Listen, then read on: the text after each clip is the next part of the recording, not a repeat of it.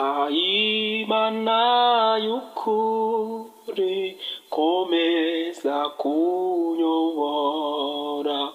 urancishe mu nzira yo gukora ibyo ushaka mwami kubaho ntagufite bintera ubwoba n'amaganya ndetse byabasha kungeza no mu rupfu vuba ibyiza mbona nibi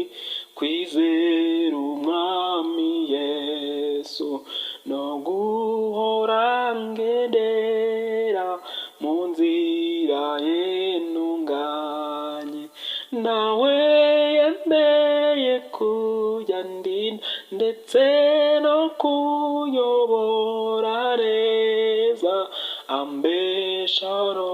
kwinjira vuba mu mahoro ye urugendo mfite n'urwo kujya mu ijoro umukiza ntiyari nanjye nkwiye kujyayo kandi uwo munsi nzaba nzamuhimbaza n'ibyishimo nzanezezwa n'uko ariwe wanguza amaraso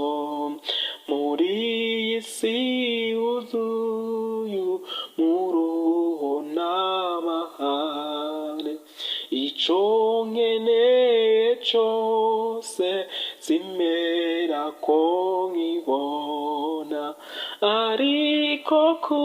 munsi mukuru ubwo nzabona umucunguzi niringiye kuzabona ingororano yanjye mu ijuru sinzabona abanzi banjye ukundi nta n'icyo nzahabura mu ijuru ry'amahoro nzashima Imana mbuze umuntu ni haleluya haleluya nzarambura amaboko mpimbaza umwami Yesu